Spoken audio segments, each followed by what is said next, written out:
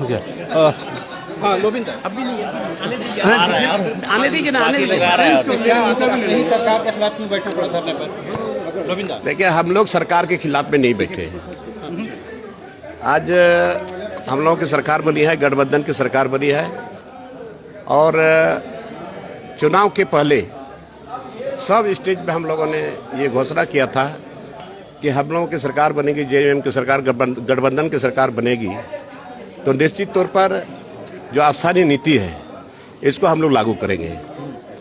और इसके संबंध में हम लोगों ने माननीय मुख्यमंत्री से समय लिया था और सारे दल के हम लोग गए थे, और हम लोग बोले थे कि भाई कम से कम जो हम लोग घोषणा किए हैं इसलिए स्थानीय नीति लागू होना चाहिए। तो उन्होंने आश्वस्त किया हम लोगों को, एक बार मीटिंग करेंगे, 2 बार मीटिंग करेंगे, 10 बार मीटिंग करेंगे और इसका फलाफल हल हम लोग निकालेंगे। हम लोग निश्चिंत हो गए, लेकिन अभी तक ऐसा कुछ नज़र नहीं आ रहा है, और इसलिए हम लोग सोचा कि नहीं, जनता के द्वारा हम लोग चुने हुए हैं, सरकार में है तो क्या हुआ, जनता को जो हम लोगों ने वादा किया है इसको हम लोग पूरा करेंगे, ताकि स्थानीय नीति को समय के मुताबिक इसको हम लोग स्थानीय नीति बना सके। और इसके बाद जो नियोजन नीति जो बना है, ये हम लोगों का मांग है कि नियोजन नीति रद्द हो। स्थानीय नीति बनेगा, नियोजन नीति रद्द होगा, नया नियोजन नीति आएगा, जो स्थानीय होंगे उसको उसमें प्राथमिकता दी जाएगी। रविंद्र, सवाल ये है ना कि अपने ही सरकार में ये बात आखिर सदन के बाहर क्यों कहनी पड़ रही, सदन के अंदर क्यों नहीं? सरकार तो पब्लिक के लिए है ना जी, और हम लोग पब्लिक के द्वारा चुने हुए हैं। हाँ। तो अगर सरकार विलंब करती है, लेट करती है, समय पार होते चले जा रहा है, और चारों तरफ पब्लिक डिमांड कर रही है कि स्थानीय नीति कब लागू होगा, और इसीलिए हम लोग को मजबूर होकर के धरना पर बैठना पड़ा। कट ऑफ डेट 1932 ही होना चाहिए। 1932, देखिए 1932 कट ऑफ डेट इसलिए हम नहीं बोलना चाहते हैं। बहुत लोग बोल रहे हैं, वो भी अच्छी बात है, उसका भी हम समर्थन करते हैं, बट जैसे हम लोग के संथाल परगना में 1932 में सर्वे सेटलमेंट हुआ था, और इसके बाद जब छोटा नागपुर में 1960-61 में हुआ था। तो इसलिए हम लोग का कहना है कि अंतिम सर्वे सेटलमेंट को के आधार पर स्थानीय नीति लागू हो। दादा, तो अब मुख्यमंत्री आपकी बात नहीं सुन रहे हैं, धरना तो अरे भैया, अगर सुनते और यहाँ ऐसा होता, स्थानीय नीति जो पहले का स्थानीय नीति है, हम उस पर क्यों चलेंगे? पहले का स्थानीय नीति में माननीय रघुवर दास जी ने बाहर के लोगों के लिए रास्ता दरवाजा खोल के रखा था, इसीलिए। अनंत ओझा जी हमारे साथ। सर, अपने ही सरकार के खिलाफ लोबिन हेम्ब्रम जी धरने पर बैठ गए हैं, कह रहे हैं कि 1932 का खतियान लागू होना चाहिए, नियोजन नीति नए सिरे से बनाने की जरूरत है। देखिए, सीधा सीधी है कि ये सरकार प्रायोजित इस प्रकार के कार्यक्रम हो रहे हैं, जो वादे नारे दे करके ये सत्ता में आए थे, 26 महीना के बाद राज्य की जनता पूछ रही है कि यहाँ का स्थानीय कौन है, यहाँ कौन लोग हैं जिसके लिए नियोजन करोगे आप, 5 लाख का नौकरी कहा गया। उसी घबराहट में सत्तारूढ़ दल के माननीय विधायकों का भी बेचैनी है कि जनता के बीच में वो क्या लेकर के जाएंगे, क्या कह करके जाएंगे, ये बेचैनी उनके अंदर है।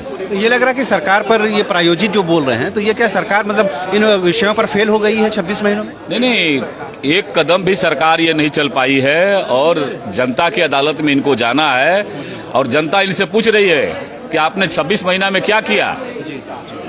तो आपने सुना जी, अनंत ओझा जी थे, उन्होंने कहा कि सरकार से ये सवाल पूछा जाना चाहिए कि आखिर इतने 26 महीने। विरंची जी, अपने ही सरकार के खिलाफ झामुमो के विधायक जो हैं वो धरने पर बैठ गए, कह रहे हैं कि 1932 का खतियान हर हाल में लागू होना चाहिए। देखिए, मेरा इस पर साफ कहना है कि जो जेएमएम के विधायक हैं उनको अपने सरकार पर भी भरोसा नहीं है।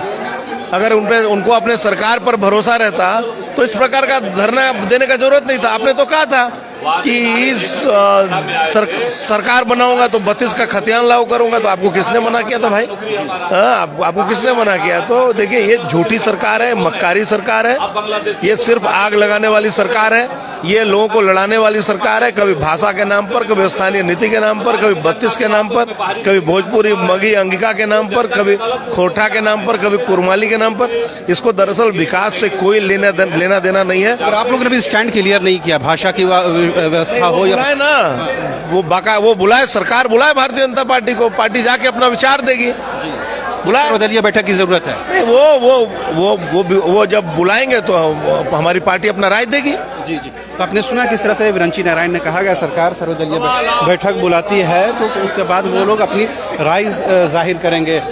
ऐसे में बड़ा सवाल ये होता है कि आखिर क्या ज़रूरत पड़ गई कि आखिर इन विधायकों को अपने ही सरकार के खिलाफ धरने पर बैठना पड़ा। देखिए, जेएमएम के विधायक सरकार के खिलाफ धरने पर बैठे हुए हैं, ऐसी क्या ज़रूरत पड़ गई कि सरकार के खिलाफ खुद ही लोगों को बैठना पड़ रहा है? अब ये जेएमएम के हमारे साथी ही बताएंगे कि उनकी सरकार चल रही है और सरकार हर मोर्चे पे फेल है। अब इन लोग को नैतिकता के आधार पर सरकार से त्याग पत्र दे देना चाहिए।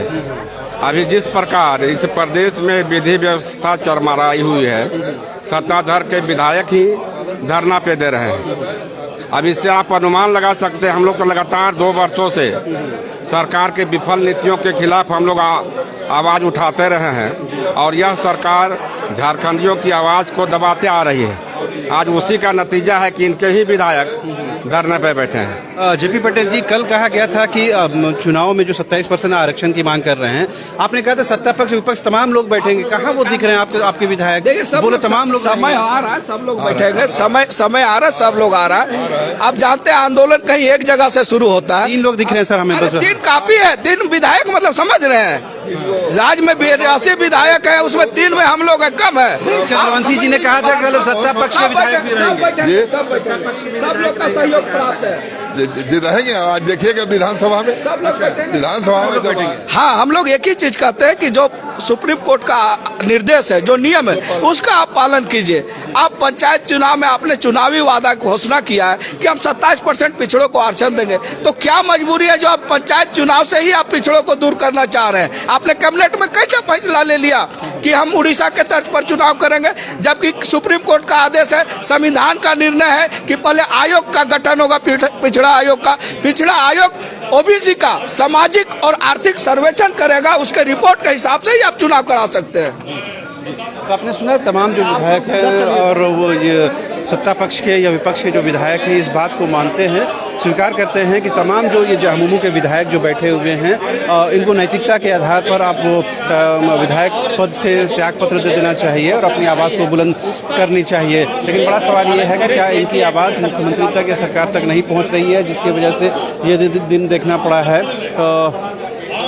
बहुत सारे लोग कह रहे हैं दादा कि जब 5th शेड्यूल लागू है तो फिर उसमें पंचायत चुनाव कैसे कराया जा सकता है? आप ही का लोबिन हेमरंदा। नहीं, देखिए, संविधान में ये प्रावधान है कि आदिवासी क्षेत्र में, और उसको हम बोल सकते हैं अनुसूचित क्षेत्रों पर, जो 5th शेड्यूल एरिया है, उस पर पंचायत, जो सामान्य पंचायत कानून है, पंचायती राज अधिनियम लागू नहीं होगा।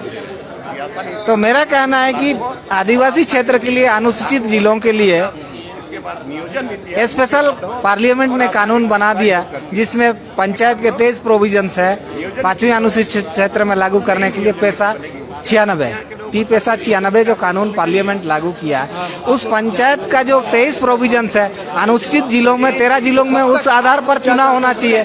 उस आधार पर ग्राम सभा का शक्तियों को रखना चाहिए। लेकिन जो पंचायत का कानून अनुसूचित क्षेत्रों पर लागू नहीं है, आज हाईकोर्ट इस बात को बोल रहा है कि एक पंचायत आप दिखा दीजिए जहां अनुसूचित जिला में पंचायत लागू है, जहां ग्राम सभा का शक्ति काम कर रहा है। हाईकोर्ट भी ये कर रहा है। हम विधानसभा समिति में इस बात को रिपोर्ट किए। तो मेरा कहना है कि जो आदिवासी क्षेत्र में जो पंचायत की व्यवस्था सरकार ने की है पार्लियामेंट ने, उस पंचायत को तुम लागू करो। जो गैर अनुसूचित क्षेत्र में है, गैर अनुसूचित क्षेत्र में, उस पंचायत को वहाँ सामान्य कानून लागू करो। यहाँ तो झारखंड में तो 13 जिला तो शेड्यूल डिस्ट्रिक्ट है, 13 जिला में पंचायत कानून क्यों लागू कर रहे हो? तुम पैसा कानून लागू करो ना, पैसा 96 लागू करो। और भी कुछ लोग हैं और भी कुछ विधायक, उनसे बात करने की कोशिश करते हैं।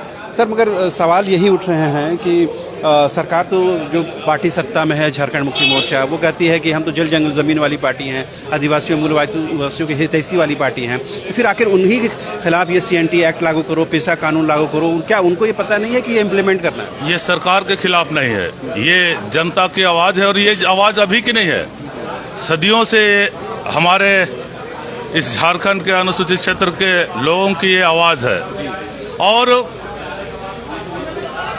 इन कानूनों को लेकर लोग इतना ढीठ हो गए हैं और इन मुद्दों को इतना पेचीदा बना दिया गया है कि इसका समाधान सिर्फ सरकार के स्तर से नहीं हो पाता है। इसके लिए जनता की सहयोग की आवश्यकता है और इसीलिए हमें यहाँ पर आज आम जनता की आवाज़ को यहाँ पूरे देश के, पूरे राज्य के और सरकार और प्रशासनिक पदाधिकारियों तक पहुँचाने के लिए हमें आना पड़ा है। अभी जिस तरह की समस्याएं आ रही है भाषा को लेके, CNT एक्ट मात्र ऐसा कानून है जो भाषा विवाद को खत्म कर सकती है। अगर CNT एक्ट को कड़ाई से लागू किया जाता, बाहर के लोगों को यहाँ बसने से रोका जाता, अगर जमीन नहीं लेते, नहीं बसते तो आज बाहर के लोग यहाँ नहीं आते, और नहीं आते तो आज ये भाषा का विवाद नहीं होता। ये कैसे हो सकता है कि जो झारखंड तो माइनिंग स्टेट है, यहाँ तो बहुत सारे बाहर के लोग आएंगे, कामकाज करेंगे, यहाँ बसेंगे, उनको रोकेंगे क्यों? माइनिंग स्टेट है, यहाँ काम करने के लिए आए, नौकरी करने के लिए आए, ऑफिस है, उनके लिए रेंट में लेके रहे, क्वार्टर है, वहाँ रहे। लेकिन आदिवासी, ST SC और OBC के जमीन पर CNT एक्ट हस्तांतरण के लिए रोक लगाती है और ST SC OBC की जमीनों को लोग खरीद के उस पर घर बनाते हैं और रहते हैं, और नौकरी से रिटायर हो जाने के बाद भी यहाँ लोग रहते हैं। इसीलिए CNT एक्ट जरूरी है यहाँ का व्यवस्थाओं को ठीक करने के लिए, और भाषा की जो प्रॉब्लम है उसको अगर ठीक कर सकता है तो CNT एक्ट, SPT एक्ट ठीक कर सकता है। बथुरा, झारखंड के आंदोलनकारी पिछले 15-16 दिनों से वहाँ बैठे, आप भी गए थे, उनकी आवाज़ यहाँ पर उठ नहीं रही है, आप तो उसी के हिस्सा हैं। नहीं, आवाज़ कल भी उठा है और आज माननीय मुख्यमंत्री ने समय भी दिया है। आज 2 बजे के बाद हम लोग उनका वार्ता भी होगा और उसका निराकरण भी होगा, और हम समझते हैं आज समापन हो जाए। लंबोदर महतो जी हैं, देखिए 1932 के खतियान को लागू करने और अंतिम सर्वे सेटलमेंट उसे लागू करने की मांग को लेकर तख्ती के साथ यहाँ बैठे हुए हैं। सर, मतलब 1932 का ही डेडलाइन होना चाहिए, कट ऑफ डेट 1932। देखिए, हम लोगों ने स्पष्ट रूप से कहा कि 1932 या अंतिम सर्वे सेटलमेंट के आधार पर सरकार स्थानीय नीति लागू कर रही है। 1932 पर एक राय नहीं है झारखंड की जनता। क्या है ना कि अलग अलग जिलों में अलग अलग, चूंकि अगर 1932 हर जगह पर नहीं है, चूँकि ये तो चूँकि सभी कहीं पर अलग अलग जिले में, तो इसलिए हम लोगों का 1932 या संबंधित जिले का जो अंतिम सर्वे सेटलमेंट है उसके आधार पर स्थानीय नीति लागू। 1932 लागू होने से भाषा का जो विवाद उसका भी समापन होगा। देखिए, नहीं, भाषा में भी अभी सरकार को करने की, भाषा तो अभी बोकारो और धनबाद से ही मगही और भोजपुरी को हटाने का काम किए। राज्य के अन्य 22 जिलों में भी अभी बाहरी भाषा, वहाँ मांग भी तो नहीं उठी है ना सर, 2 जिलों से मांग उठी, उसकी हटाया। बिल्कुल, जो झारखंड राज्य की जो 9 जनजातीय और क्षेत्रीय भाषा है, हम लोगों का स्पष्ट रूप से मांग है कि राज्य की जो 9 जनजातीय और क्षेत्रीय भाषा है, इसी को राज्य की क्षेत्रीय और जनजातीय भाषा के सूची में सरकार शामिल करे। तो आपने सुना कि अगर अंतिम सर्वे सेटलमेंट अगर इम्प्लीमेंट हो जाता है, लागू हो जाता है, तो बहुत सारी समस्याओं का निदान हो जाए।